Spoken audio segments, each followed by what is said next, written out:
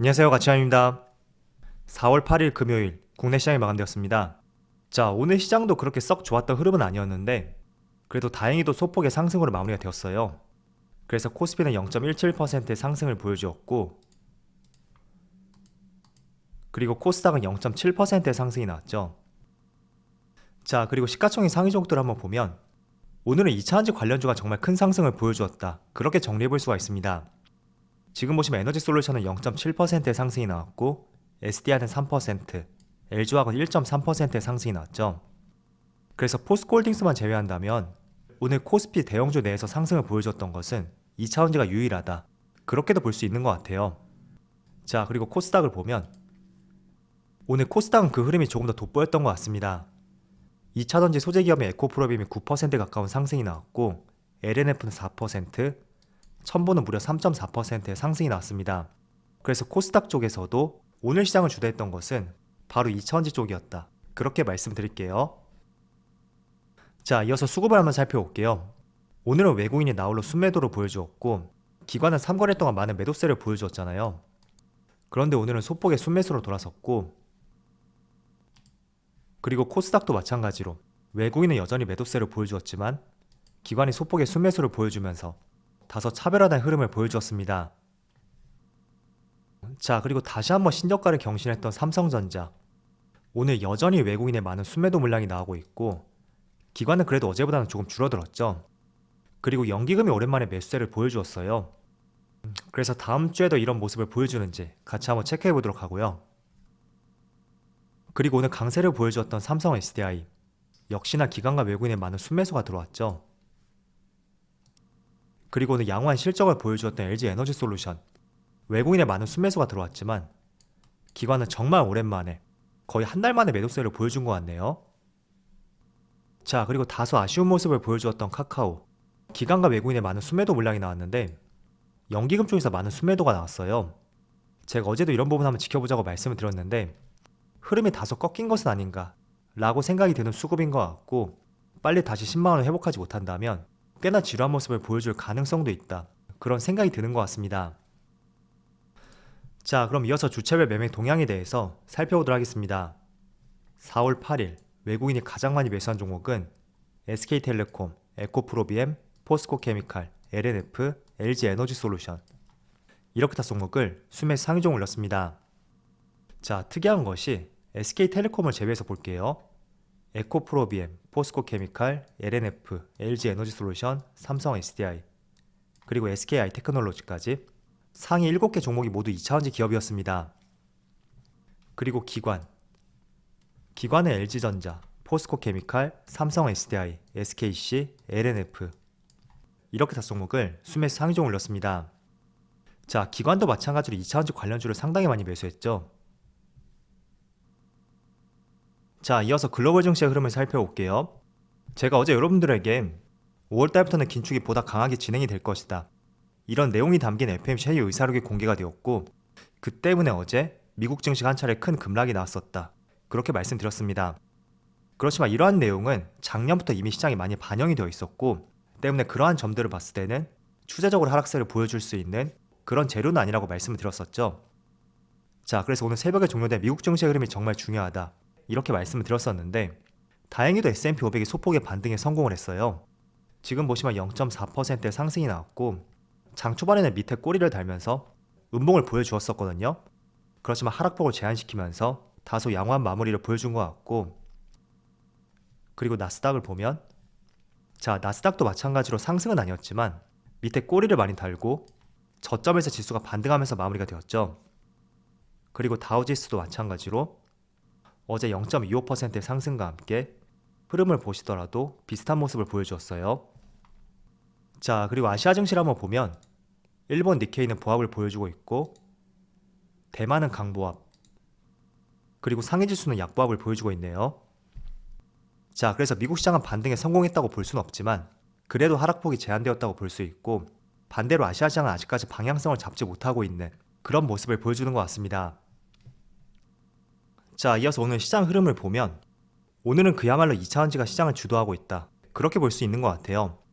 일단 불을 지폈던 것이 바로 LG에너지솔루션이었죠. 에너지솔루션은 시초과와 다르게 조금 밀리는 모습이 나오고 있어요.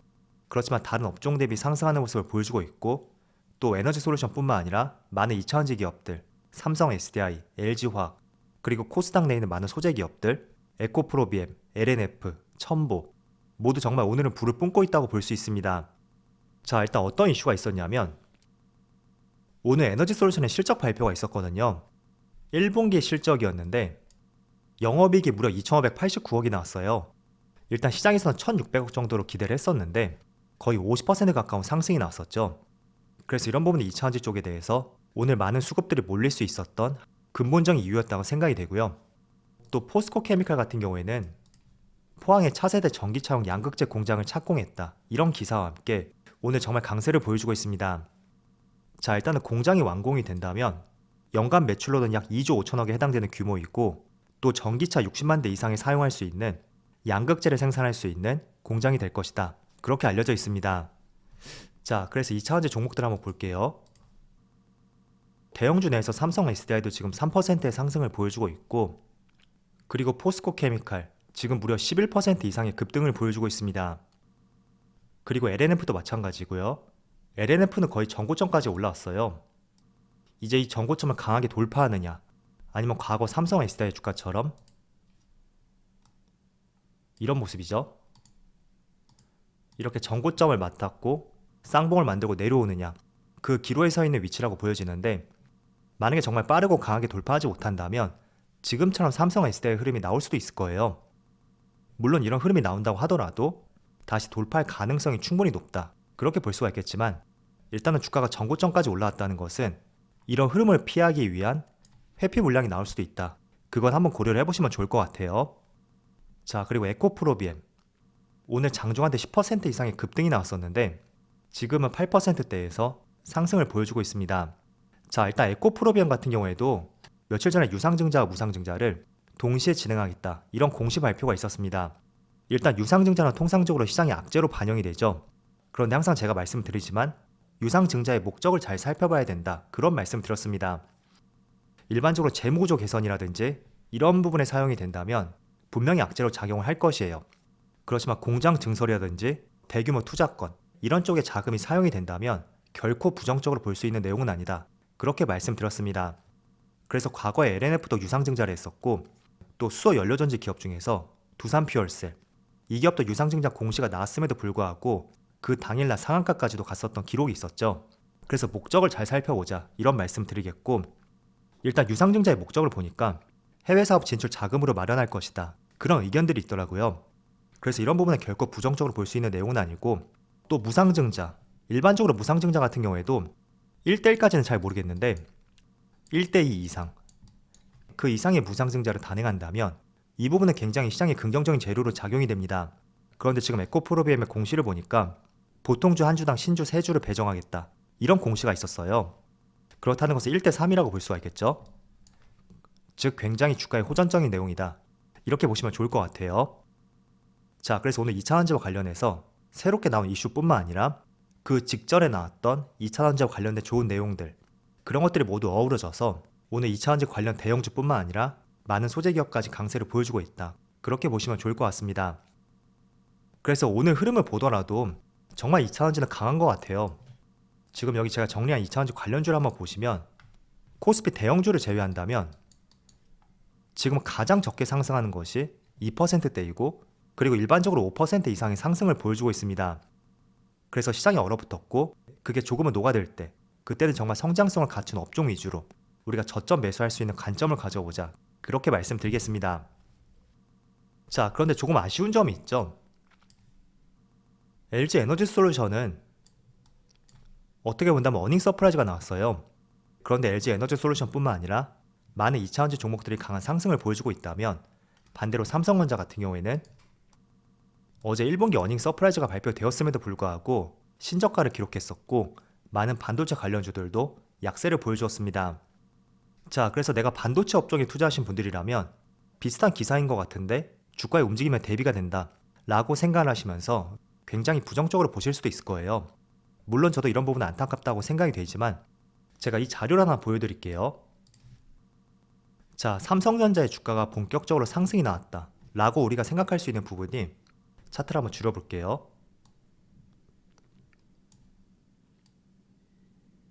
자, 작년에는 본격적으로 상승이 나왔다고 볼 수도 없고 2020년 11월부터 1월 중순까지 한 2달 반 정도?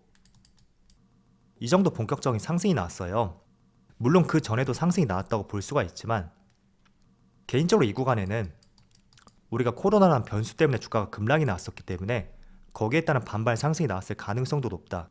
그렇게 볼 수도 있거든요. 그래서 2020년 이후부터 해서 추세적인 상승이 나왔던 구간을 꼽아본다면 저는 2020년 11월부터 21년 1월 초까지 약 2달 반 정도의 기간을 볼 수가 있는데, 자, 제가 이걸 한번 보여드릴게요. 이거는 재무 차트예요.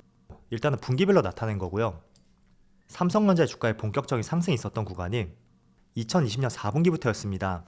그래서 기록상으로 본다면 이쯤 되겠죠? 그런데 영업이익의 위치를 한번 살펴보세요.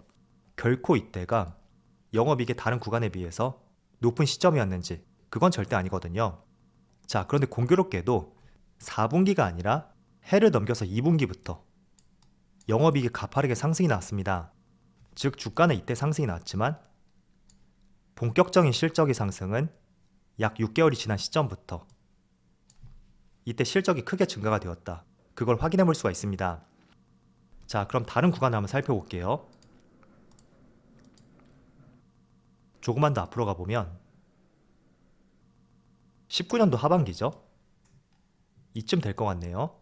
자, 이때 상승률을 한번 보면 9월달부터 해서 1월달까지 거의 45%, 2019년 9월달부터 해서 2020년 1월까지 거의 40% 이상의 상승이 났습니다. 자, 그럼 이 구간에도 한번 실적을 살펴볼게요. 자, 주가의 본격적인 상승이 있었던 것이 3분기 말부터 4분기 이 시점이 될 수가 있겠죠. 자, 그런데 이때도 보면 결코 실적이 높다고도 볼 수 없습니다. 그렇지만 본격적으로 실적 개선이 나왔던 것이 2020년 중반 이때 실적이 크게 증가를 했어요. 그래서 이 부분도 보면 6개월에서 9개월 정도 먼저 주가에 강한 상승이 나왔었다. 그 점을 알 수가 있고, 자, 그럼 반대로 한번 유추를 해볼 수도 있겠죠. 이 구간이죠.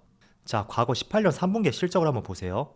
이때 한번 피크를 형성했었고 19년 4분기하고 20년 1분기 영업이익이 크게 감소를 했습니다. 거의 50% 이상의 감소를 보여주었죠. 자, 그렇다면 18년 하반기 이 구간의 주가 흐름을 한번 살펴볼게요.